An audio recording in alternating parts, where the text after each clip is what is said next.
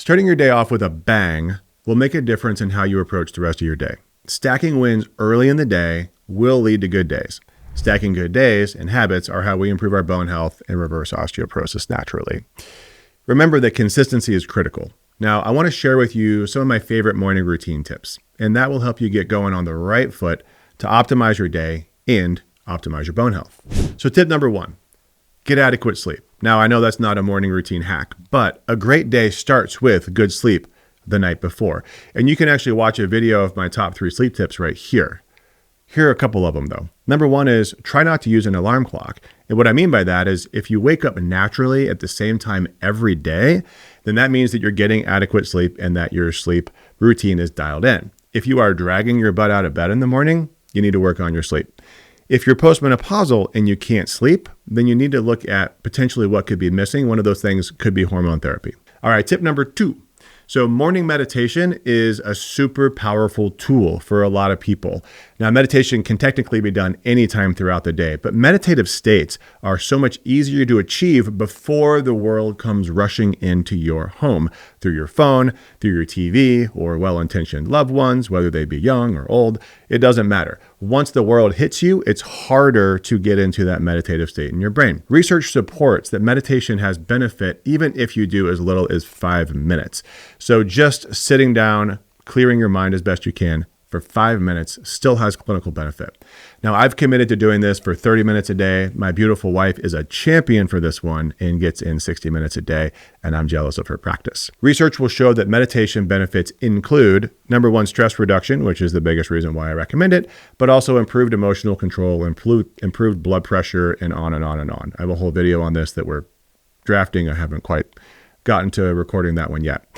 If you don't want to meditate, or if you tried it and you just cannot handle what it does to your brain, that's okay too. Remember that other things like journaling, breath work, prayer, all have similar impact. Meditation is just something that seems to be universally helpful for people that don't like to do those other things that I just mentioned. Tip number 3, fuel and hydrate. Now, this one is a little bit controversial and also a little bit of a switch for me. So hydrating is the easy part, and this is kind of a no-brainer. You've been sleeping all night, hopefully for 8 hours or more. You've been breathing in and out. You're losing water. You're just dehydrated. So giving you some of that water back, whether this could be, with lemon, with electrolytes, plain, there's lots of ways to do this. But essentially 8 to 32 ounces, depending on how much you can get in at one time. Let's start hydrating our bodies because we're dehydrated. And then there's the feeding yourself. So what I mean by fueling is feeding. Now, for me, for a long time, I was a big fan of pushing intermittent fasting and, going, whether it be 12 hours or 16 hours and not eating in the morning. And there is metabolic benefit to intermittent fasting. The reason why I've pulled back on that quite a bit and why this is a change for me and my recommendations for a lot of my patients is that there is additional stress that comes with not eating. And now the people that are big fans of fasting will just shake their fists at me and say, no, it's totally natural. And it is totally natural. I get that. However, so many of our patients are dealing with excess stress. It's one of the reasons why they have the problems that they have.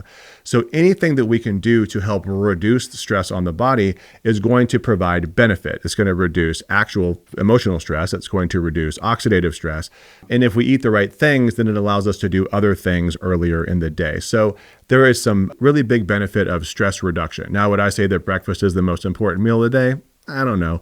I don't really like that statement, but I think it is valuable to eat earlier, especially if you've been pushing intermittent fasting and finding yourself not really feeling better. So if you fuel out of the gate, especially with a protein-forward meal, around 30 grams in that meal, then you're going to find yourself set up to do more earlier. And I'll explain what that means in the next couple of tips. But here's an example of breakfast. So for me, I love eggs. I tolerate eggs. I raise my own chickens. I know what they eat.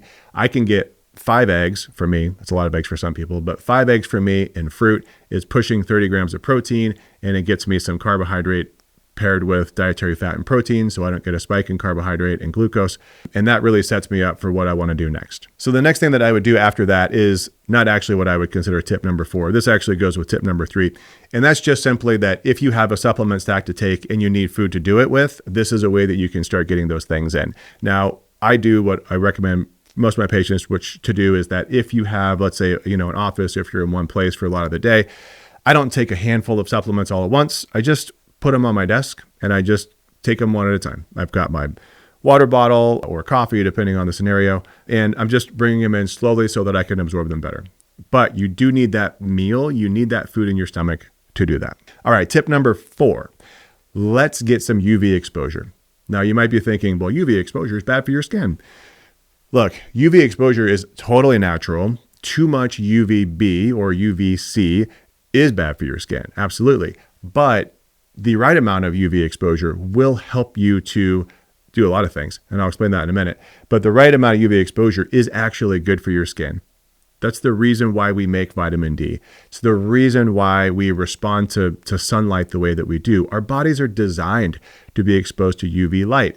We should not be afraid of it, but in the right dose and at the right times. So there's so much value of doing it first thing in the morning as the sun's coming up, and especially actually in the evening too. So it's good part of your evening routine to watch that go down, because as the wavelengths of the light changes in sunrise and sunset, those are cues to our brain to either wake up for the day or to get ready for sleep. Now, depending on where you live, this can be a challenge, because for a lot of us, I'm in Asheville, North Carolina. We are not that far north, but yet half of the year, really over the half of the year, I'm waking up before the sun comes up. So I think in an ideal world, I would probably let my schedule shift based off of the sunrise, but that's not really practical with my life as it stands. And probably true for most people too. So I still get up at the same time every day. I like that consistency. That's part of my sleep hygiene. But as soon as the sun comes up, I get outside. And so depending on what's happening during the time of the year, I'll make time in my schedule to get outside as the sun's coming up. And if, in the dark winter months, I'm actually, working for a couple of hours before the sun comes up, which is probably not ideal. But as soon as the sun comes up, I'm outside, I'm getting those rays. Now, if you've heard of the book, The Blue Zones, and the movie, The Blue Zones on Netflix, now I think most of the information presented in that format is garbage. But the sunrise and sunset part is something that I think they do nail in that. And I spent some time in one of the Blue Zones in Costa Rica in the Guanacaste region. And what I can tell you is when you're in that environment, you kind of get it. And for anybody who's listening to this that lives in one of the Blue Zones, you'll totally understand, and please share your experience with us. But a lot of the Blue Zones are around the equator. And when you're around the equator, the sun goes up and comes down at the same time every day of every month, all year long. That's really nice consistency, right? And so the sun will come up around 6:30 and the sun goes down at around 6:30, and people wake up with the sun and they go to bed with the sun. It gets quiet in the Guanacaste region of Costa Rica at like 7 or 8 o'clock. So you can imagine how long they're sleeping too, right? They're getting 8, 9, 10 hours of sleep. And so I think one of the reasons why we have these blue zones where there is this theoretical longer life is that people are getting more sleep, and they are getting into that rhythm of the sun. That rhythm of the sun does help to reset your circadian rhythm. So people that struggle falling asleep, people that travel a lot, they're all over time zones, this is a great way to resync with nature. It improves your ability to fall asleep at night. It's energizing during the day, and it will actually improve adrenal health, which if you're one of our patients, you know that we see adrenal health all over the place, or adrenal dysfunction all over the place. This is something we address pretty much all the time. All right, so now tip 5. So once you've done all those things, now you are ready to train. And what I mean by training is, I mean working out in some way. Now that doesn't mean like lift weights every day, but I like to do this in the morning. And for so many of my patients, I recommend this because the longer you wait throughout the day, the more likely is something that's going to derail you. And this is one of the most important things you can do for yourself throughout the day. So unless you literally block your schedule and are absolutely rigid about it, then doing it earlier is better. Now, personally, and this is something you might want to try, I personally will work, like I said, for a couple of hours, even before the sun comes up, to get things in. I have young kids, so I have to get stuff done before they wake up. And then, we'll get them off to school. I'll work for a little bit more, and then I train. So for me, I'm training about, 3.5, 4 hours after I've woken up. Now, I still consider that part of my morning routine, but I have it blocked on my schedule, and it literally says sacred time, and nobody can schedule into that time, and nobody would dare. So if you can do that, that's fine. But if you need to just do it right after you've done the rest of your morning routine, that's also very, very reasonable. Now, I think that this is probably the best thing to do, again, as part of this morning routine, because if you're stacking all these things together, You're putting all these things in one place. You are literally just stacking wins all morning long. By the time you finish your training and you've done your UV exposure and you've hydrated and you've eaten the right foods out of the gate and you've like made all these good decisions, meditation, getting up on time without an alarm clock, man, by the time you're done with that, you feel like a superhero. You can walk out into the rest of the day. It doesn't actually matter what happens. It's going to be a good day.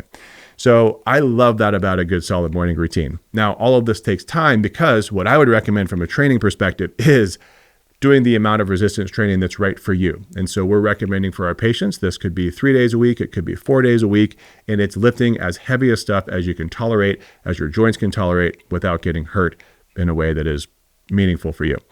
There is room for cardiovascular training in here, either zone 2 or high intensity training, especially my female friends, stay out of the zone 3, zone 4 chronic cardio stuff. It's not helping your body or your brain or your longevity or your weight or anything. If you have an impact protocol, which if you have a bone health challenges, you should if you can. Impact protocol can be done first thing in the morning too. Again, the longer you wait, the less likely you are to do it. Mobility training, walking, standing on a power plate, whole body vibration machine, all of those things could be included in this. So that's part, again, of that training aspect of the morning routine. All right, so remember that morning routines are extremely variable, but successful people have similar habits. And I love to look for breadcrumbs of those that have paved the way ahead of us. Success leaves clues. Now, if you're having a hard time putting all this together, you could definitely consider joining our masterclass. Again, totally free. If you haven't done it, you can watch me put together a program, putting all these different things together, all these different ideas in one place, and then there's time for a 10 to 15 minute Q&A. So if you haven't done it, look for the link in the description below, or if you're on a podcast, go to our website, optimalhumanhealth.com. So this video is a review of what I would consider the best morning routine for somebody with osteoporosis. If you like this content, you can consider our updated best fruit for osteoporosis video or our best calcium for osteoporosis video, and you can find those right here. So remember that osteoporosis isn't the end, but deciding to reverse it is a beginning. See you in the next video.